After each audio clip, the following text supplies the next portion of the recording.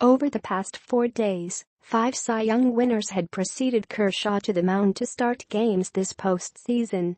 Justin Verlander and Dallas Keuchel each earned wins without yet pitching past the 6th inning, but Zach Greinke and Corey Kluber were soundly battered, and CC Sabathia was merely okay in a no decision. Combined, that quintet posted a 5.79 ERA in those starts. Max Scherzer, Jake Arrieta and Rick Porcello are still to come in a postseason overflowing with aces.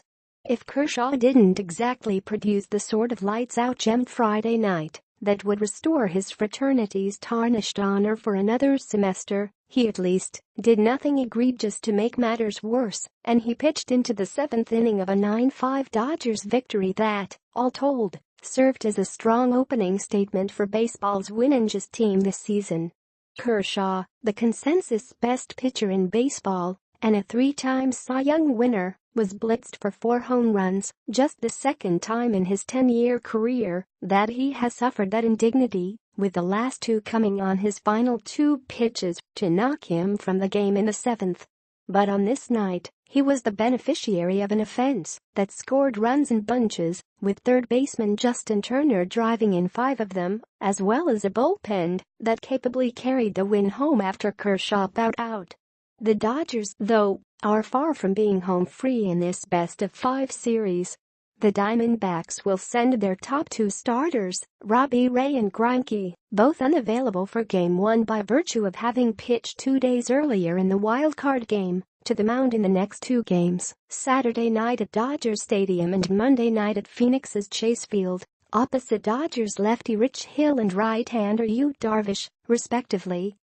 And the Dodgers, if nothing else, have learned over these last 7 weeks to never assume a good role will go on forever.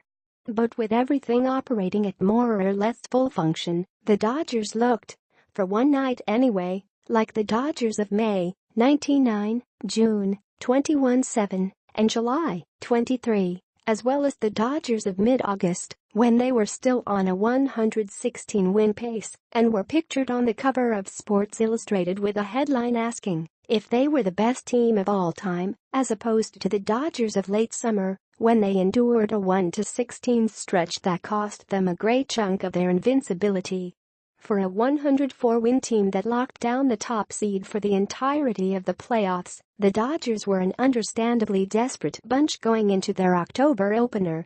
Even as they had righted their listing ship with 8 wins in the regular season's final 10 games, enough cracks had appeared to leave plenty of doubt over their title worthiness, and the first-round matchup against the Diamondbacks was a daunting assignment, given the Dodgers' 6 straight losses to them in August and September and Arizona's resultant confidence.